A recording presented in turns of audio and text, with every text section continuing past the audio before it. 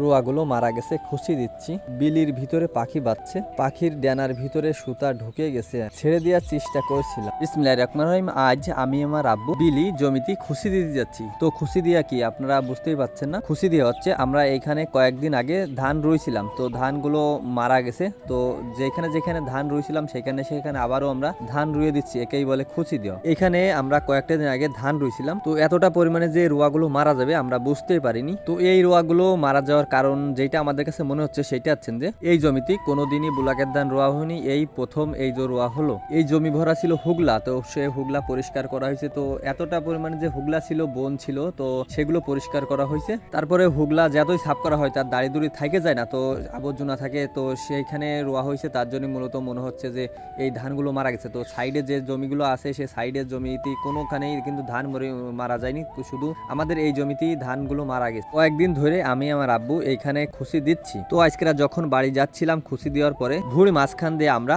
পাটখড়ি পুঁতে পুঁতে দিয়ে গুড়ি সুতো টানাই দিয়েছিলাম। তো এক জায়গায় দেখি যে সুতা দেখা যাচ্ছে না, তো আমি আব্বুকে বলছিলাম যে আব্বু এইখানে সুতো দেখা যাচ্ছে না কেন, কেউ কি ছিঁড়ে ফেলালো? তো আমি কাছে যেয়ে দেখতেছিলাম যে সুতো কই গেল, তো দেখি যে সুতায় একটা পাখি বাজছে। তো পাখিটা ডাকাডাকি করতেছে। পাখির কাছে যখন আমি আসলাম তখন পাখিটা মানে ভিজে এরকম পরিমাণে ভিজে গেছে, মনে হচ্ছে যে রাত্রিবেলা বাজছে। তো পাখিটা দেখে আমার অনেকটা পরিমাণে খারাপ লাগতেছিল যে শীতের সময় এরকম ভাবে ভিজে গেছে। তো আমি পাখিটা ছাড়াচ্ছিলাম, পাখিটা যখন আমি ছাড়াচ্ছিলাম পাখির ডানার ভিতরে গুটির সুতো ঢুকে ঢুকে গেছিল মাংসের ভিতরে। তো অনেকটা পরিমাণে আমার খারাপ লাগতেছিল, কি বলবো। আপনারা বলতে পারেন আমাদের ভাই যে জমির মাঝখানে এরকম ভাবে সুতা টানাইছেন কেন? এরকম ভাবে সুতা টানানোর কারণ হচ্ছে যে এই আমাদের এখানে প্রচন্ড পরিমাণে বক পড়ে। তো বক পড়লে ওই যেখানে পাড়া দেয় বগে, তো সেই ধানটা কিন্তু একদমই মাটির তলে চলে যায়। তার জন্য মূলত আমরা সুতা টানাই এরকম ভাবে দিয়েছি। আর ও যে দেখতেছেন দূরে পাখি দেখা যাচ্ছে, তো জমির ভিতরে রোয়ার ভিতরে যদি এরকম ভাবে পাখি পড়ে, তো যেখানে পড়ে সেইখানে কিন্তু